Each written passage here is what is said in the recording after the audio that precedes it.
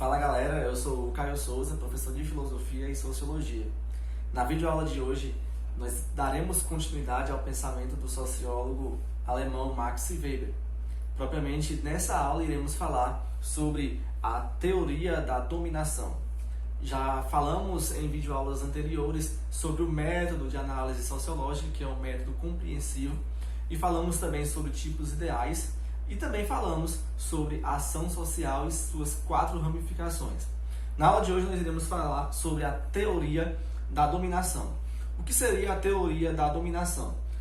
A teoria da dominação é um tipo de ação humana dada pela legitimidade. Então há uma legitimação, há uma aceitação dentro de algumas ações que existem dentro da sociedade em relação ao indivíduo. É muito importante nesse momento sabermos que o Weber ele sempre defende uma subjetividade humana em relação à sociedade. Ele acredita que o ser humano ele pode construir sim o seu pensamento dentro da sociedade.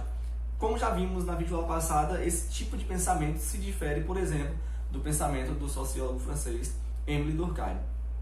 Nesse momento, quando o Weber vai falar sobre a teoria da dominação, é muito importante nós percebermos aí um certo paradoxo, uma certa contradição, uma pequena contradição, na verdade, em relação ao subjetivismo do próprio autor. O Weber, que defende tanto que o ser humano pode construir o seu próprio pensamento, dentro da teoria da dominação, ele vai falar sobre algumas práticas que são legítimas, que são legais, mas que estão dentro da sociedade e que exercem sobre os indivíduos uma determinada dominação. Entenda a dominação nesse momento não como algo que seja forçado, mas que seja dado, que seja inerente ao indivíduo pelas leis, pela legitimação do poder das leis. Então, existem leis, existem regras que devem ser feitas e realizadas pelos indivíduos. E dentro do subjetivismo que o Weber defende, não há possibilidade de alguém ir contra a lei ou não cumprir a lei. Então, todos nós estamos localizados em um Estado, e esse Estado ele tem leis e nós precisamos obedecer. Claro, existem casos em que algumas pessoas desobedecem, descumprem a lei e vão sofrer penalidades por isso. Mas o que a gente quer trazer aqui na teoria da dominação é que o Weber defende sim um subjetivismo, mas ele também entende e ele percebe que esse subjetivismo em algum momento ele pode ser, entre aspas, rompido, quebrado por causa da dominação que existem legitimamente em relação às leis que são colocadas aos indivíduos. Então, a dominação é um tipo de poder, mas a legitimidade, que é a aceitação, quando o indivíduo aceita determinado poder, determinada lei, por exemplo, que vai resultar na dominação. Então você tem uma série de poder e você tem uma legitimidade, que é a aceitação, que está voltada para as leis, e isso vai trazer e vai gerar aquilo que o Weber denominou de dominação. Então esse indivíduo ele tem uma certa dominação dentro do Estado e ele aceita essa dominação porque existe um poder do Estado que faz com que essas leis estejam aí participando e interferindo na vida dos indivíduos. Mas perceba que dentro do pensamento do Weber vai sempre existir o subjetivismo, certo? Vai sempre existir a autonomia do próprio indivíduo. Então, essa dominação, ela tem 3 tipos, 3 ramificações ou 3 vertentes a serem ditas para vocês aqui nessa videoaula. Existe a dominação racional ou dominação legal. A dominação racional legal, ela também pode ser chamada de dominação burocrático-racional. Por exemplo, o que é uma dominação racional legal ou burocrático-racional? Dentro da dominação racional legal, o indivíduo ele está em meio às legislações das leis que estão em vigor no nosso ambiente. Por exemplo, bem fácil de você entender, a lei seca. A lei seca ela vai dizer que não há a possibilidade, o indivíduo não pode beber e dirigir. Então é uma lei que está incumbida, está alçada sobre o indivíduo. E essa lei é uma lei racional, porque ela faz um sentido. E ela é legal, porque ela está dentro da sociedade de forma legalizada. Então A dominação racional legal é esse tipo de dominação em que as leis elas estão aí diante dos indivíduos.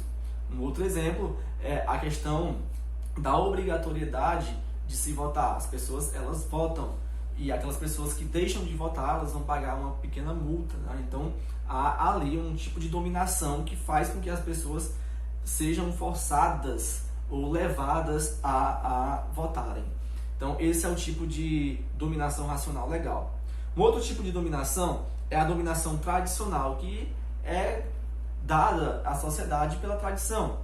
Em uma família, por exemplo, uma família mais conservadora, uma família religiosa, ela faz com que aquele indivíduo que, mesmo tendo a sua subjetividade, ele venha a realizar algumas práticas que não são da vontade dele, ou que ele, se fosse um indivíduo que tivesse a possibilidade de morar sozinho, por exemplo, ele não realizaria.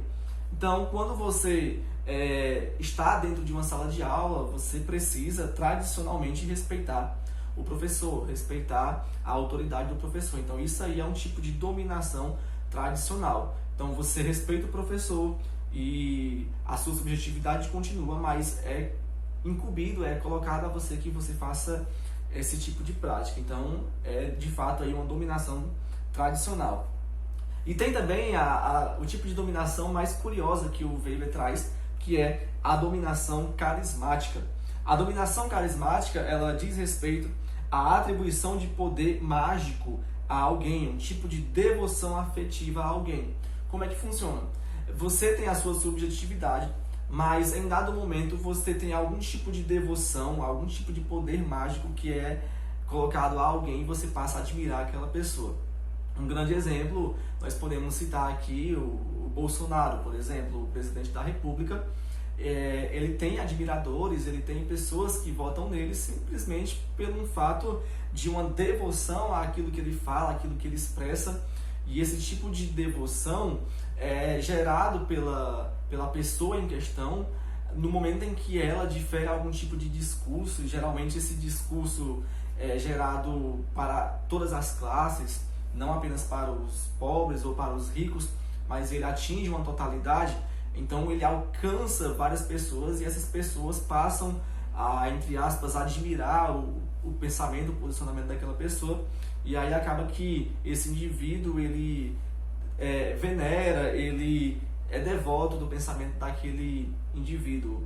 O Getúlio Vargas, por exemplo, quando foi presidente do Brasil, ele tinha esse poder de fazer com que as pessoas admirassem o poder dele e as pessoas fossem aí, de certa forma, devotos do que ele pensava. Então, a dominação carismática é isso, é o momento em que há uma certa quebra aí desse subjetivismo, dessa identidade do indivíduo, e ele passa a admirar alguém por algum motivo.